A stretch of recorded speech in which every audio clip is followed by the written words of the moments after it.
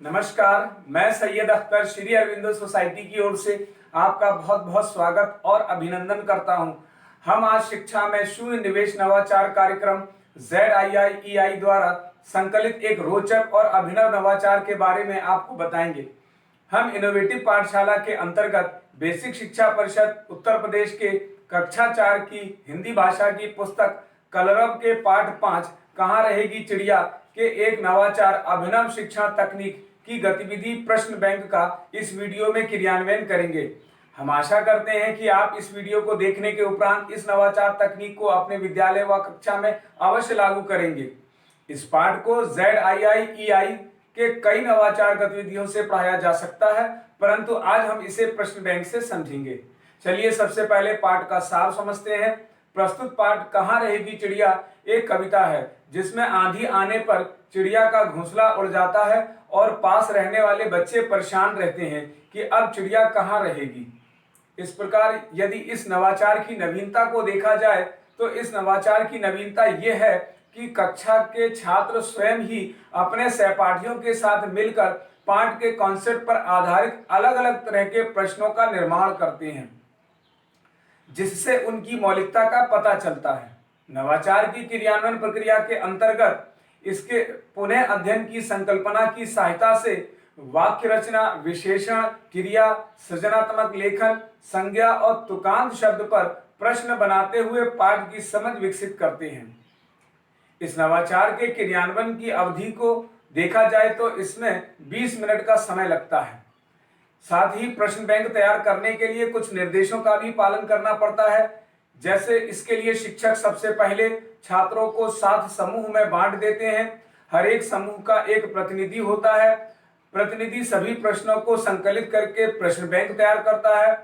हर समूह प्रश्न बैंक की उत्तर कुंजी भी बना करके रखते हैं।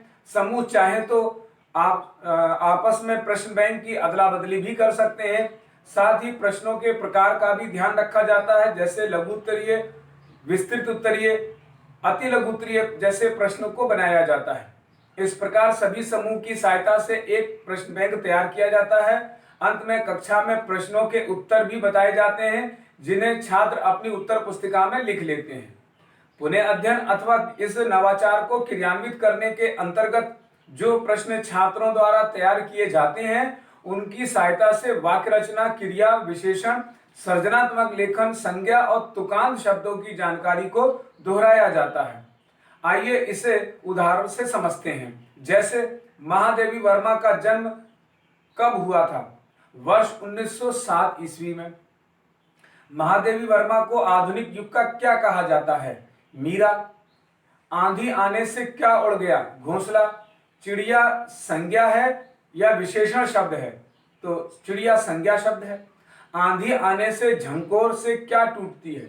डाली। रहेगी शब्द का तुकांत शब्द क्या होगा? कहेगी। लाइन शब्द क्रिया है या संज्ञा? क्रिया। जोर जोर से आंधी आने पर क्या हुआ? यह एक विस्तृत उत्तरीय प्रश्न है। इस प्रकार विभिन्न प्रकार के प्रश्नों की सहायता से छात्र एक बड़ा प्रश्न बैंक तैयार करते हैं। निष्कर्ष रूप में देखा जाए तो प्रश्न बैंक नवाचार गतिविधि से सीखने के अनेक प्रतिफल प्राप्त होते हैं। जैसे प्रश्न बैंक बनाते हुए छात्र संवाद करते हैं, उसमें अपनी भाषा और स्कूली भाषा के बीच में एक सेतु का निर्माण करते हैं। अपने आसपास घटित होने वाली घटनाओं को अपने अनुभवों द्वारा अभिव्यक्त करते हैं, जिसके लिए लिखित और मौखिक भाषा का भी प्रयोग करते हैं। प्रश्न बैंक बनाते समय जो जानकारी प्राप्त करते हैं, उसके लिए प्रश्न पूछना, निजी अनुभव को साझा करना, अपने तर्क देने की क्षमता को भी निर्माण करते हैं। कही जा रही बात, कहानी, कविता आदि को कहने की समझ विकसित करते हैं। साथ ही इस नवाचार में विशेष रूप से PRT अनुपात का तो ध्यान रखा ही गया है, NCF 2005 के उद्देश्यों का भी ध्यान रखा गया है। पाठ कहाँ रहेगी चिड़िया को शिक्षक एक निर्धारित माह में ही पढ़ाते हैं।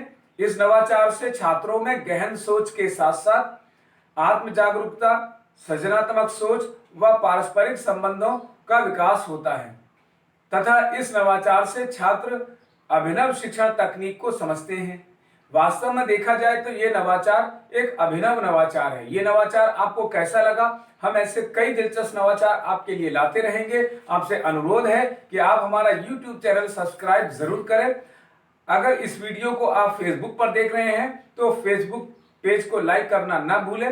नीचे दिए गए लिंक पर जाकर इनोवेटिव पाठशाला ऐप को भी डाउनलोड कर सकते हैं। इस वीडियो को देखने और लाइक करने के लिए आपका बहुत बहुत धन्यवाद।